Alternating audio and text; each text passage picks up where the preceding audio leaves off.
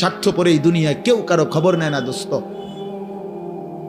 এই স্বার্থপর দুনিয়ায় কেউ খবর নেয় না। তুমি যেদিন মরে যাবা, আমি যেদিন মরে যাব, সেদিনও পৃথিবীতে সূর্য উঠবে, চাঁদ উঠবে, এই গাড়ি চলবে, সিএনজি চলবে, অটো চলবে, দোকানপাট খুলবে, ব্যস্ত মানুষ সব বাজার ব্যবসা ঠিকই চলবে, সব দৌড়াচ্ছে, শুধু আমি নিস্তব্ধ, শুধু আমি থেমে গেলাম। আমার হাত আর নড়ে না, পা আর নড়ে না, আমার আর চোখ খোলে না, আমার আর জিন্দিগির কোনো স্পন্দন নাই। এরই নাম দুনিয়া, এরই নাম দুনিয়া। বিকাল বেলা যারা জানাজা পড়ছে, এই স্ত্রী ছেলে কাঁদছে সারাদিন বাপের জন্য, স্বামীর জন্য, এই মানুষগুলোই রাত্র 9টায় আবার পাশের বাড়ির থেকে রান্না করে আনছে, এরাই পেট ভরে ভাত খাইতেছে। এর নাম দুনিয়া, এর নাম দুনিয়া, এর নাম দুনিয়া। এই মানুষগুলো তো একদিন উপাস থাকলো না, আপন সন্তান, আপন স্ত্রী, তাহলে ধোকার এই দুনিয়া কার জন্য সাজাইল? কার জন্য বলেন, বলেন কার জন্য? ইয়ালামুনা যাহিরাম মিনাল হায়াতিদ দুনিয়া ওয়া হুম আনিল আখিরাতি হুম গাফিলুন। আল্লাহ বলে, বান্দা দুনিয়ার জীবন তো খুব বুঝলা, কিন্তু আখিরাতের ব্যাপারে গাফিল হয়ে রইলা। আমার ছেলেরা, তোমরা বলো ভাই, তোমরা যারা খোদার 365 দিনে একটা বছরে কোনোদিন ফজরের নামাজ কোনোদিন পড়ো নাই, তোমার এই পরিণতি, তোমার এই গন্তব্য শেষ কোথায় তুমি বলো? ইনসাফের সাথে তোমার বিবেককে, প্রিয় বন্ধু, 1 মিনিটের জন্য আমি তোমার বিবেককে বললাম, তুমি বলো, সারাদিন যে উলঙ্গ ছবি দেখলা, সারা রাত যে নর্তকীর ছবি দেখলা, এরপরে তোমার গন্তব্য কোথায়? থামবা কোথায়? তুমি কোথায় গিয়ে থামবা? তোমার পরিণতি কি? তোমার টার্গেট কি? এই নাচ, এই গান, এই ছবি, এই জেনা, এই ব্যভিচার, এই মদ, এই জুয়া, এই ফেন্সিডিল, এই ইয়াবা, আরে নাফরমান, তোরে শেষ পর্যন্ত কোথায় গিয়ে থামাবে? তোরে একটা জানোয়ার ছাড়া, একটা কুকুর বিড়াল ছাড়া, একটা হাইওয়ান ছাড়া আর কিচ্ছু বানাবে না। তোরে একটা নর পশু বানায় দিবে। চরিত্রহীন মানুষ থাকে না, লম্পট কোনোদিন মানুষ হয় না।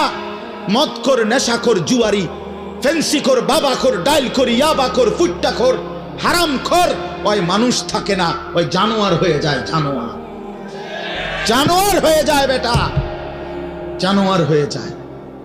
যে কপাল সেজদা দেয় না, সে কপাল, যে মানুষ মানুষ হয়ে সেজদা দেয় না, আল্লাহর কসম, আল্লাহ তাআলা কোরআনে বলছে, ইবলিস তুই সেজদা দিলি না, আজকের থেকে তুই শয়তান। এজন্য যে কপাল সেজদা দেয় না, সে মানুষ নয়, শয়তান। শয়তান বেটা, তুই বেটা শয়তান, শয়তান, এটা শয়তান। এর আগে কোনোদিন ইবলিসকে শয়তান বলতো? কোন দিন থেকে বলছে? যেদিন থেকে সে সেজদা দেয় নাই।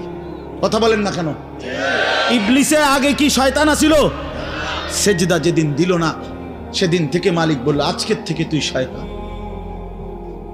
ইবলিস যেদিন সেজদা দিল না, সেদিন আল্লাহ বলল, ফখরুজ ফাইন্নাকা রাজিম, বের হ, আজকের থেকে তুই রাজিম, অভিশপ্ত, মালউন, অভিশপ্ত, রাজিম। আল্লাহ বলছে, ওয়া ইন্না আলাইকাল লানাতা ইলা ইয়াউমিদ্দিন। ইবলিস তুমি সেজদা দিলা না, মনে রেখো আজকের থেকে কিয়ামত দিবস পর্যন্ত তোর উপরে আমি আল্লাহর লানত। এজন্য বেনামাজি তোর উপরে আল্লাহর লানত, তোর উপরে আল্লাহর লানত, তোর উপরে খোদার গজব। আর আল্লাহর লানত যার উপরে, সে সুখ পায় না। ওই মালিকের সাথে গাদ্দারি করে সুখ মেলে না। খবর নিয়ে দেখো, তুমি না জানলে আমি জানি। জিন্দিগির আজ 21 বছরের এই ওয়াজের জীবনে কত শত মানুষ জীবনের কত দুঃখ বেদনা আমরা তো শুনি, শুনি না? আমরা কাছে দোয়া চায় না? কোনো হারামখোর, কোনো সুদখোর, কোনো ঘুষখোর, কোনো বেপর্দা নারী, কোনো বেহায়া নারী, কোনো মদখোর জুয়ারি, কোনো নারীর সাথে অবৈধ সম্পর্ক স্থাপনকারী পুরুষ কিংবা নারী, আল্লাহর কসম সুখে নাই, সুখ মিলে না, সুখ মিলে না। নোনা জলে তৃপ্তি হয় না। যে পানি লবণাক্ত, ওই পানি তৃষ্ণা মিটায় না। অতএব গুনাহ তৃষ্ণা মিটায় না, গুনাহ কাউকে তৃপ্তি দিতে পারে না। আল্লাহর নাফরমানি কাউকে সুখ দিতে পারে না বন্ধু। আল্লাহ কোরআনে বলছে ওয়াদারু যাহিরাল ইসমি ওয়া বাতিনা, আমার বান্দা প্রকাশ্য গুনাহ ছেড়ে দাও, গোপন গুনাহ ছেড়ে দাও। আল্লাহ বলছে ওয়ালা তাকরাবুল ফাওয়াহিশা মা যাহারা মিনহা ওয়া মা বাতান, আল্লাহ বলছে বান্দা প্রকাশ্যে কিংবা গোপনে কোনো অশ্লীলতা, বেহায়াপনা, অসভ্যতার কাছেও যেও না। আল্লাহ বলছে ওয়ালা তাকরাবুজ জিনা, জিনা ব্যভিচারের কাছে, নারীর সাথে অবৈধ কোনো রকম সম্পর্কে যেও না বান্দা। ইন্নাহু কানা ফাহিশা, এটা বড় বেশি অশ্লীলতা। ওয়াসাআ সাবিলা, এটা বড় মন্দ পথ। হায় যুবক, ভুল করলা, ওই নারীর ফাঁদে একদিন তোমার সে জাহান্নামে পৌঁছায় দিবে, একদিন তোমার কবরে পৌঁছায় দিবে। সে তোমারে সুখ দিবে না। চরিত্রহীন নারী সুখী হয় না। যার নিজের সুখ নাই তে তোমারে কি সুখ দিবে? সুখ দিবে কিভাবে? সিনেমার নর্তকী সুখ দিবে কিভাবে? সে নিজে তো সুখে নেই, সে তো সুখে নেই। এই জন্য এটা জরুরি।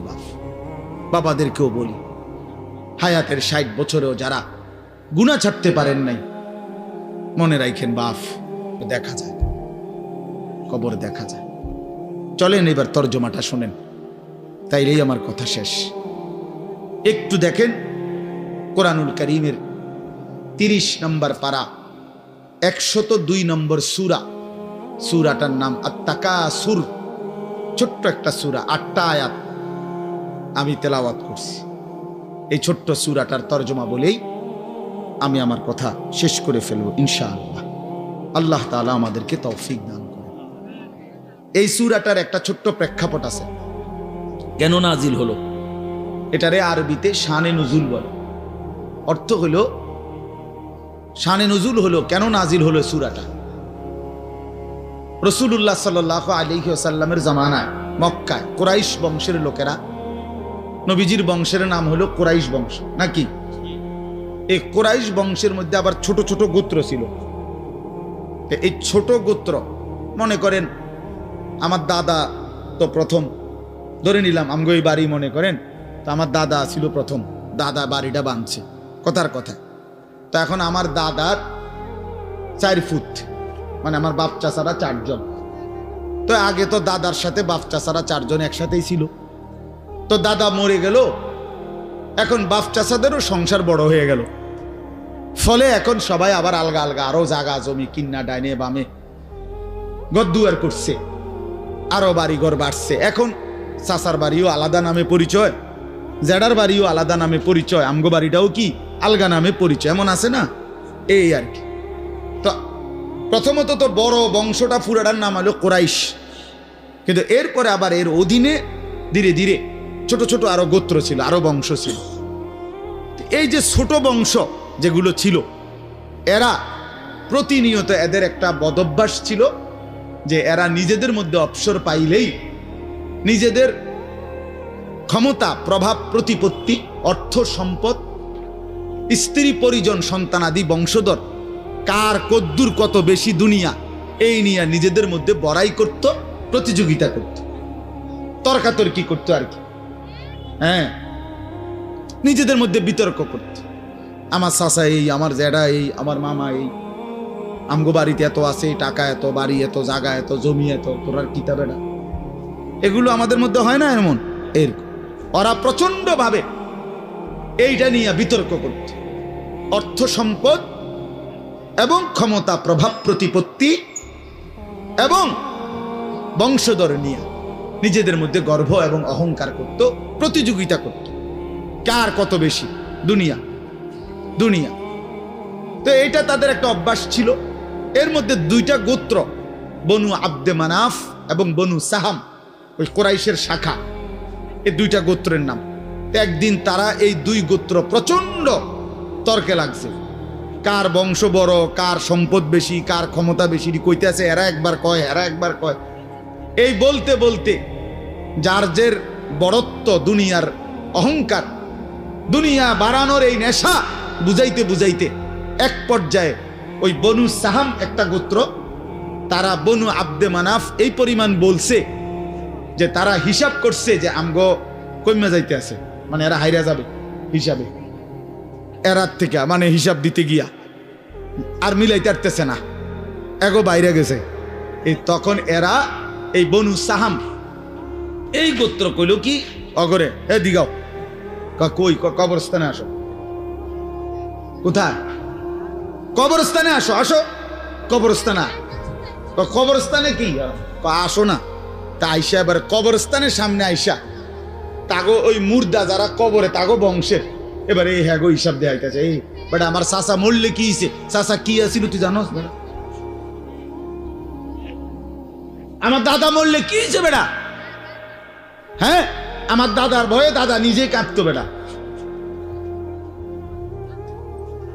তার মানে এবার অহংকার করতে করতে দুনিয়ার বড়াই বুঝাইতে বুঝাইতে জীবিত দিয়ে আর হিসাব না মিলাইতে পাইরা কই গিয়া পড়ছে? কবরস্থানে গিয়া পড়ছে। এদের এই মন্দ আচরণ আল্লাহ তাআলা নারাজ হয়ে আল্লাহ তাআলা তখন এই আচরণের কারণে কোরআনুল কারীমের এই সূরাটা নাজিল করছেন। 102 নম্বর সূরা আত-তাকাসুর নাজিল করে আল্লাহ বললেন, হায় বান্দা কি করছো? করছোটা কি? এইনি কাজ ছিল, এইনি কথা ছিল তোমাদের।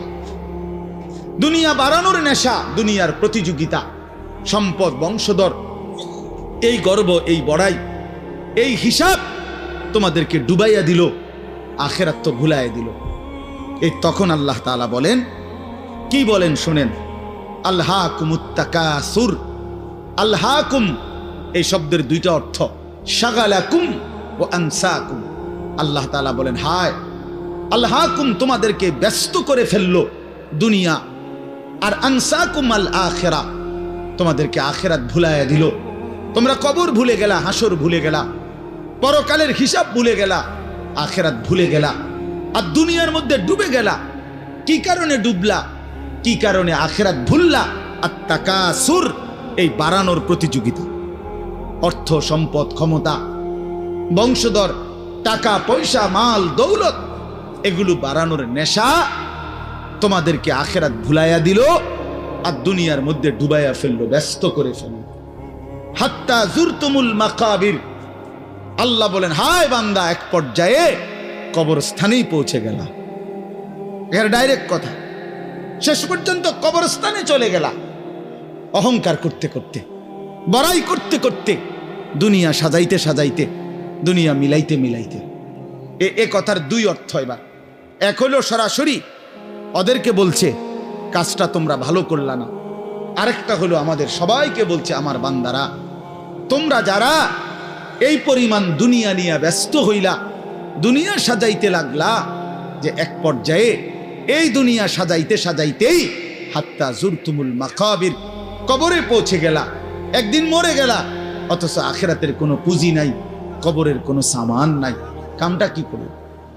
কামটা কি করলো? কাজটা কি করলা বান্দা? কি করলো? হায় বান্দা 60 বছর বয়স, আজও আখিরাতের পুঁজি কই? 30 বছর, আজও আখিরাতের পুঁজি কই? এরই মধ্যে তো একদিন কবরেই পৌঁছে যাবে। কবরেই এই যে দেখেন কবরবাসীদের রুহের মাগফিরাত কামনায় মাহফিল। আমি এই জন্য এই আয়াত পড়ছি। পুরা কোরআনুল কারীমের মধ্যে এই একবারই কবর এই শব্দটা আছে এই সূরার মধ্যে একমাত্র। হাত্তা জুরতুমুল মাকাবির, এই কবরস্থান, কবর, এই কথাটা কোরআনের এই সূরাতেই আছে। শুনুন, আল্লাহ তাআলা বলেন, বান্দা দুনিয়ার লোভে ডুবে আখিরাতকে ভুলে তুমি বাড়ানোর নেশা, তোমার প্রতিযোগিতা, আরো চাই, আরো চাই, আরো চাই, আরো চাই, এটা তো একদিন তোমার কবরস্থানেই পৌঁছায় দিল। কবরস্থানে পৌঁছায় দিল। আমার বাপ, আমার বন্ধু, আমার জওয়ান সাথী, সবাই নিয়ে ভাবি, আমিও আপনিও ইনসাফের সাথে। দুনিয়া আমারে কি পরিমাণ ব্যস্ত করে দিল। 60 বছরের বয়স্ক মানুষ, 70 বছরের বয়স্ক মানুষ, হিসাব শুধুই দুনিয়া, হিসাব করতেছে এখনো দুনিয়া। দুনিয়া মিলছে খুশি, দুনিয়া মিলে নাই খুশি নেই। যখন দুনিয়া মোটামুটি ঘুষাইতে পারছে তৃপ্ত, আর দুনিয়া ঘুষাইতে পারে নাই অতৃপ্ত। অসংখ্য মানুষকে শুনবেন দুনিয়া ঘুষাইয়ে ফেলছে। 3টা ছেলে বিদেশ পাঠাইছি হুজুর, 4টা মেয়ে বিয়ে দিছি, বাড়িতে একটা বিল্ডিং করছি, 4টা রুম, ভিতরে 2টা বাথরুম, আল্লাহর রহমতে রাস্তার লগে কুদ্দুর জায়গা কিনছি, ব্যাংকেও কিছু টাকা পয়সা জমছে, বাজার সদাই কইরা খাইয়া পইরা আল্লাহর রহমতে আমনগো দোয়ায় 10 জনের দোয়ায় ভালো আছে, খালাস জিন্দিগি মিলে গেছে, জীবনের টার্গেট অর্জন হয়ে গেছে। চাচা চাচা তৃপ্ত, 60 বছরের বয়স্ক বাবা তৃপ্ত হয়ে গেছে, তার পৃথিবীতে আসার উদ্দেশ্য অর্জন হয়ে গেছে। পৃথিবীতে আসছিল ফোলাদ বিদেশ পাঠাইছে, পৃথিবীতে আসছিলেন মেয়ে বিয়ে দিতে, মেয়ে বিয়ে দিছে। দুনিয়ায় আসার 60 বছরের একটা টার্গেট ছিল, একটা বিল্ডিং করবে, বিল্ডিংটা হইছে আলহামদুলিল্লাহ। আর তো চাচা কবর,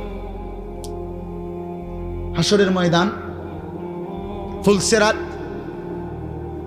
মিজান, আমল নামা, জান্নাত জাহান্নাম, এগুলো কার জন্য?